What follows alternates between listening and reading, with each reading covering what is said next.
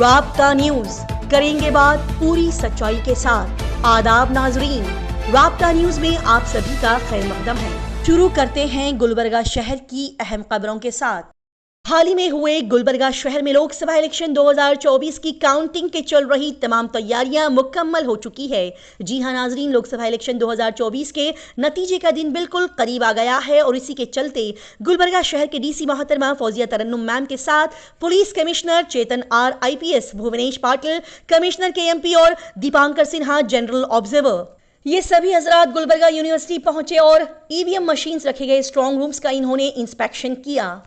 फिर काउंटिंग के लिए बनाए गए सेंटर्स का भी मुआयना किया गया और इसके बारे में डीसी फौजिया तरन्नुम मैम ने मीडिया से खिताब करते हुए इसके बारे में तफसीली रिपोर्ट पेश की। उन्होंने बताया कि आज 4 जून को लोकसभा इलेक्शन 2024 के नतायज आने के सिलसिले में गुलबर्गा यूनिवर्सिटी के स्ट्रॉन्ग रूम का मुआयना करते हुए इसे काउंटिंग के लिए पूरी तरह से तैयार कर दिया गया है और इसी के साथ ही और भी जरूरी रूम्स और काउंटिंग हॉल को भी तैयार कर दिया गया है। लिहाजा जिला प्रशासन वोट्स की गिनती के लिए पूरी तरह से तैयार है। उन्होंने मजीद बताया कि ये वोट्स की गिनती आज 4 जून 2024 सुबह 8 बजे से शुरू की जाएगी और ये काउंटिंग की प्रक्रिया गुलबर्गा यूनिवर्सिटी में अंजाम दी जाएगी, जहां पर इलेक्ट्रॉनिक वोटिंग मशीन्स EVM रखी गई है। लिहाजा आज सुबह 6 बजे स्ट्रॉन्ग रूम खोला जाएगा और ये वोट्स की गिनती खत्म होते ही इसके नताइज का ऐलान कर दिया जाएगा। गुलबर्गा शहर में police commissioner Chetan R IPS ने लोकसभा इंतखाबात की गिनती के लिए दफा 144 नाफिज कर दी है। जी हां नाजरीन, गुलबर्गा शहर में लोकसभा आम इंतखाबात 2024 की वोटों की गिनती के दौरान अवामी अमन बरकरार रखने के लिए दफा 144 लगा दी गई है। बता दें कि लोकसभा इलेक्शन 2024 के वोटों की गिनती के लिए दफा 144 CRPC के तहत इम्तिनाई हुक्म 3 जून 2024 की रात 12 बजे से लेकर 5 जून 2024 की शाम 6 बजे तक नाफिज किया जाएगा और इस इक़दाम का मकसद वोटों की गिनती के इस अहम मरहले के दौरान किसी भी मुमकिन खलल को रोकना है। साथ ही बता दिया जाए कि पुलिस और सरकारी मुलाजिमीन की ड्यूटी इस पर मुस्तस्ना है और कमिश्नर ऑफ पुलिस गुलबर्गा की तरफ से सख्ती से इस पर तामील किया जाएगा और इसके खिलाफ वर्जी करने वालों को दफा 188 IPC के तहत कानूनी चाराजोई का सामना करना पड़ेगा। गुलबर्गा शहर में north east graduate constituency election जो कि 3 जून 2024 बरोज पीर सुबह 8 बजे से लेकर 4 बजे तक मुनक्किद किया गया। उनमें 47 पोलिंग बूथ्स का ऐलान किया गया और इसके बारे में इलाके के असिस्टेंट इलेक्शन ऑफिसर और गुलबर्गा के DC मैडम को इत्तला दी गई।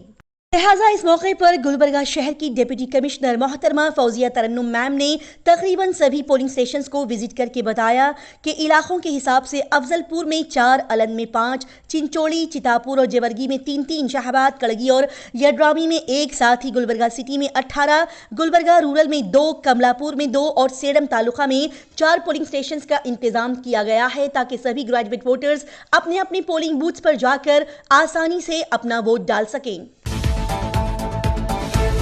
गुलबर्गा शहर में 3 जून 2024 पीर के दिन north MLC graduate constituency election की धूम देखने के काबिल थी। जी हां, इस MLC इलेक्शन की पोलिंग बड़े ही भरपूर तरीके से की गई। इस इलेक्शन में अपने शहर के तमाम ग्रेजुएट वोटर्स तालीमी तबके ने बढ़ चढ़ कर हिस्सा लिया और अपनी वोट का इस्तेमाल किया।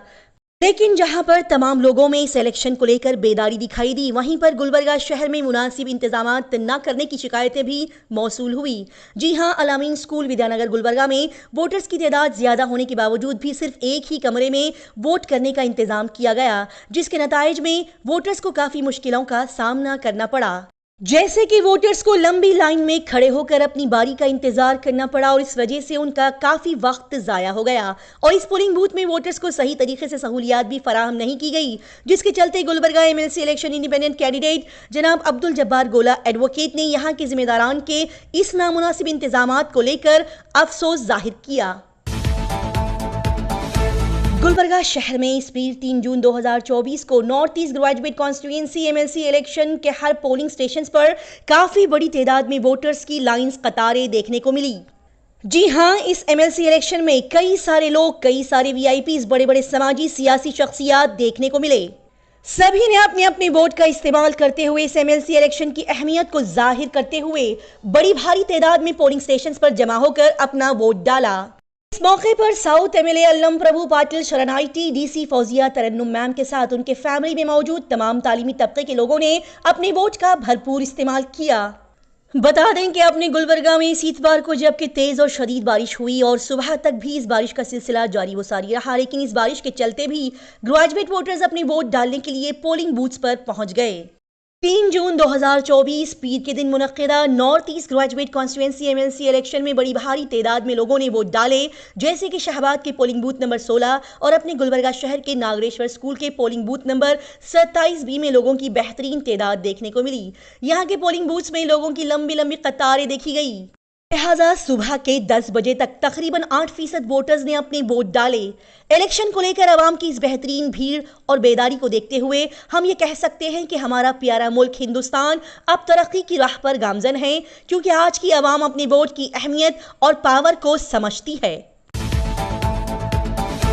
जमीयते अहले हदीस गुलबर्गा और यादगीर के तहत चल रहे बेहतरीन बैतुल माल का शानदार कारनामा। जी नाजरीन, गुलबर्गा जमीयते अहले हदीस बैतुल माल ने ज़रूरतमंदों के कारोबार में इस्तेमाल होने वाली जेसीबी को ज़रूरतमंदों के लिए डोनेट कर दिया। जी हाँ, गुलबर्गा जमीयते अहले हदीस बैतुल माल वो शानदार इदारा और ऑर्गेनाइजेशन है जो कि अमीर और मालदार तबके की ताउन से सदका ज़कात के पैसे को लेकर कई सालों से इस बैतुल माल के अमीर जनाब बाबा नज़र खान मोहम्मद की निगरानी में महीने में और हर साल ज़रूरतमंदों, गरीब नादार तबकों के लोगों की मदद करते आ रहा है। जमीयते अहले हदीस बैतुल माल हर तरह से ज़रूरतमंदों की मदद करता है, जैसे कि तालीमी मैदान, गरीब लोगों के लिए कारोबार, बेवा और मुफलिस ख़वातीन के लिए सिलाई मशीन्स और माहाना 20,000 तक का इंटरेस्ट फ्री लोन और ज़रूरतमंदों की बीमारियों के इलाज का कर्ज। इसी तरह के बेहतरीन खिदमात ये बैतुल माल अंजाम देता है। लिहाजा इस मौके पर गुलबर्गा जमीयत अहले हदीस बैतुल माल तमाम अवाम, खास करके इस्तिताअत रखने वाले मालदार और अमीर तबके से गुजारिश करता है कि आप अपना ज़कात सदका डोनेशन से इनका माली ताउन करें, ताकि आपके उस पैसों से ज़रूरतमंदों की मदद की जा सके। गुलबर्गा शहर के डीसी ऑफिस के सामने कर्नाटका स्टेट फार्मर वर्कर्स युवा जन सेवा संघ KRRKSS की जानिब से बड़े पैमाने पर प्रोटेस्ट एहतजाज किया गया। इस ऑर्गेनाइजेशन ने इस एहतजाज को करते हुए बताया कि साल 2021 से लेकर 2024 के दरमियान बीजेपी हुकूमत के राज में गुलबर्गा डिस्ट्रिक्ट में 86 किसानों ने खुदकुशी कर ली है, जिसमें 23 किसानों को अभी तक किसी भी किस्म की कोई मदद नहीं मिली। लिहाजा इन लोगों ने हुकूमत से मुतालबा किया कि जल्द से जल्द इन खुदकुशी करने वाले किसानों के घर वालों को कंपेंसेशन दिया जाए और उनकी हर ज़रूरत को पूरा करते हुए उनकी मदद की जाए। साथ ही यहां पर उन माफिया गुंडों के खिलाफ भी आवाज बुलंद की गई और डिमांड की गई कि जल्द से जल्द वो गुंडे और माफिया जो कि इलीगल तरीके से नदियों और तालाब के पास से रेती ले जा रहे हैं, उनके खिलाफ जल्द से जल्द और सख्त से सख्त एक्शन लिया जाए। हाल ही में गुलबर्गा शहर से बेंगलोर जाने वाली एक VRL बस के साथ एक बड़ा ही सनसनीखेज और खतरनाक हादसा पेश आया। जी हाँ नाजरीन, यादगीर डिस्ट्रिक्ट से हाथीगुड़ विलेज जो कि शाहपुर तालुके में आता है, वहां पर गुलबर्गा से बेंगलोर जाने वाली एक VRL बस के ड्राइवर का संतुलन बिगड़ा और ये बस पलट गई। इस खतरनाक हादसे में 7 लोग बुरी तरह से जख्मी हुए और 10 लोग मामूली तरह से घायल हुए, जबकि 2 लोग जगह पर ही फौत हो गए। इस हादसे में घायल और जख्मी लोगों को नजदीकी हॉस्पिटल में एडमिट कर दिया गया है।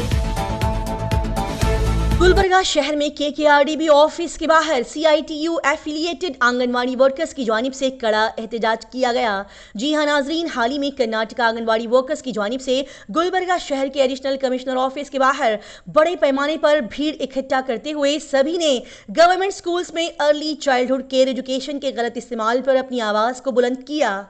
इस एहतजाज में बताया गया कि अपने state government new liberal policy implement कर रही है, जबकि पिछले 39 सालों से अपने मुल्क में ICDS स्कीम बड़े ही अच्छे अंदाज में चल रही है, यानी कि 3 साल से लेकर 6 साल तक के बच्चे आंगनवाड़ी स्कूल में जाते हैं। इसीलिए हजारों की तादाद में आंगनवाड़ी स्कूल बेहतरीन अंदाज में आज भी चल रहे हैं और यहाँ की खवातीन पिछले 30-40 सालों से इस स्कीम के तहत अपने आंगनवाड़ी सेंटर्स को चलाने की एक्सपर्ट्स बन गई है। लेकिन इसी दौरान हमारी हुकूमत ने एक नया ऑर्डर इशू किया है कि इन बच्चों की देखभाल करना, ये बच्चों को प्री प्राइमरी एजुकेशन देना और उनकी हेल्थ का ख्याल रखना, इन सभी जिम्मेदारियों को अलग सेंटर को सौंपा जा रहा है। ये सब बातें बताते हुए नीला मैम ने इस एहतजाज में मजीद कहा, जबकि ये सभी आईसीडीएस स्कीम के तहत ही आता है और आईसीडीएस का प्राइम मोटो है बच्चों को अच्छी सेहत और एजुकेशन देना, लेकिन ये सब अहम मुद्दों को हटाकर एक अलग ही स्कूल यहाँ पर ये लोग चलाते हुए नजर आ रहे हैं। लिहाजा ये लोग इनडायरेक्टली न्यू एनईपी का इम्प्लीमेंटेशन कर रहे हैं, जो कि ये new education policy indirectly state government implement कर रही है और ये एनईपी न्यू कल्याण कर्नाटका के 7 जिलों में इम्प्लीमेंट किया जा रहा है, जिसका साफ और सीधा मतलब यह है कि कई सालों से काम कर रहे हमारे मेहनती और हार्डवर्किंग आंगनवाड़ी खवातीन वर्कर्स को उनके जॉब से हटा दिया जाए और उनकी जगह पर दूसरों को लाया जाए और बहुत कम पेमेंट देते हुए उनको यहां पर काम करवाया जाए। लिहाजा सभी गलत बातों के खिलाफ और आंगनवाड़ी वर्कर्स के हक में यहां पर आवाज बुलंद करते हुए कड़े अल्फाजों में ये प्रोटेस्ट किया गया।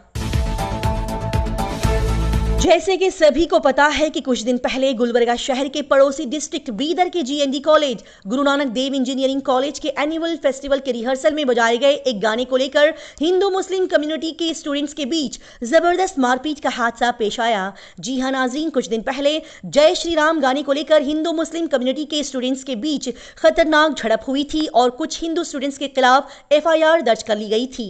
लिहाजा इसी बात को लेकर बीजेपी लीडर्स ने एहतजाज किया और इल्जाम लगाया कि इस हादसे के पीछे एमएलए और मिनिस्टर रहीम खान और उनके बेटे इरशाद खान का हाथ है और उन्होंने मजीद कहा कि सिर्फ 8 दिनों के अंदर अगर इस एफआईआर केस को विथड्रॉ नहीं किया गया तो पूरे कर्नाटका स्टेट में एमएलए और मिनिस्टर रहीम खान और उनके बेटे इरशाद खान के खिलाफ कड़ा एहतजाज किया जाएगा। इसी तरह की तेज ताज़ा तरीन और लगातार खबरों की जानकारी हासिल करने के लिए राब्ता न्यूज़ को सब्सक्राइब, लाइक और शेयर करें।